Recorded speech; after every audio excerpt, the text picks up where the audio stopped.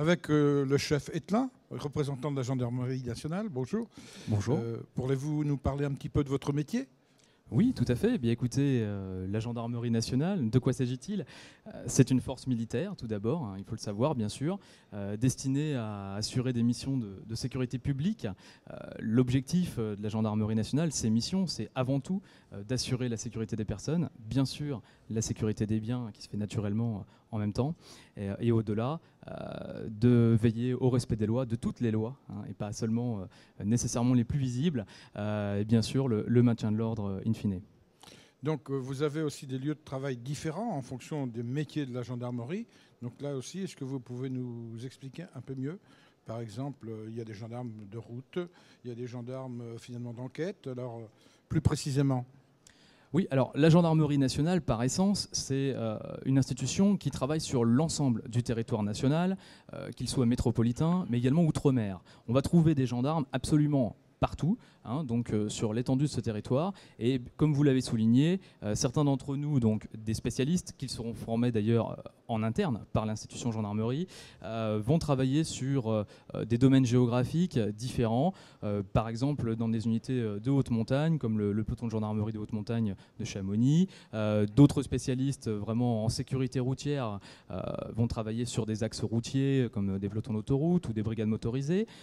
On a évidemment d'autres spécialités, peut-être un peu moins connues, comme des enquêteurs vraiment spécialisés en environnement, en nature, toutes les infractions, délits financiers, etc. etc. L'informatique même éventuellement. Oui. L'informatique, bien sûr, toutes les nouvelles technologies. Beaucoup d'enquêteurs sont aujourd'hui spécialisés dans ces nouvelles technologies. Oui.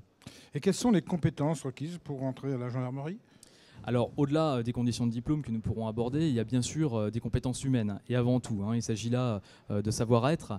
Avant même d'évoquer certains savoir-faire, je pense par là qu'il est nécessaire pour un gendarme aujourd'hui de savoir faire preuve de rigueur, de patience, de calme, bien sûr d'une loyauté sans faille, mais également évidemment de courage et de discrétion. Et les conditions de travail, alors comment ça se passe dans la gendarmerie pour en faire connaître un petit peu mieux les conditions de travail du journalier ? Alors, un gendarme, évidemment, par nature, c'est quelqu'un de disponible. Donc, forcément, on travaille de jour, de nuit. On travaille qu'il fasse beau, qu'il pleuve, qu'il neige, qu'il vente. Donc, il n'y a pas d'horaire prédéfini. Ce qui va commander, c'est la mission. En définitive, il ne s'agit pas d'un emploi, je dirais, comme on prend un job, vous me pardonnerez l'expression. Si aujourd'hui quelqu'un désire un emploi façon 8, 12, 14, 18, comme on a tendance à le dire, ce ne sera pas nécessairement au sein de notre institution qu'on pourra s'épanouir. Chez nous, les horaires sont variés et donc les lieux de travail aussi. On a parlé tout à l'heure des compétences, mais il y a quand même un minimum au niveau du diplôme ?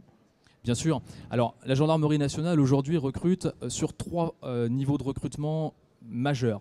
Aujourd'hui, depuis les gendarmes adjoints volontaires, où en termes de conditions d'accès, il n'est pas nécessaire, légalement j'entends bien, d'être titulaire d'un diplôme, même si pour beaucoup d'entre eux, ils sont diplômés de quelque chose.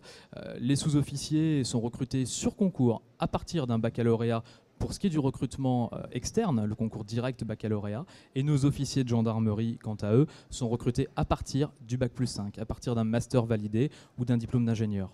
Il y a forcément aussi des possibilités d'évolution si on travaille et si on continue d'apprendre, quoi. Nécessairement, absolument. Et c'est l'une des richesses d'ailleurs de cette institution que de pouvoir évoluer professionnellement si on le désire. Aujourd'hui, un gendarme adjoint qui rentrerait chez nous à une vingtaine d'années, titulaire d'un baccalauréat ou d'un BTS, a toute vocation, s'il correspond au profil d'un sous-officier, donc à devenir gendarme. Et pourquoi pas au cours de sa carrière, je vais d'ailleurs moi-même m'y présenter bientôt, préparer le concours pour devenir officier de gendarmerie. Et si vous aviez qu'une seule phrase à dire à des jeunes étudiants pour rentrer dans la gendarmerie, parce que certains, ça fait un petit peu peur la gendarmerie, mais c'est pas logique. Une seule phrase, osez, ayez confiance, venez nous voir. Merci. Merci à vous.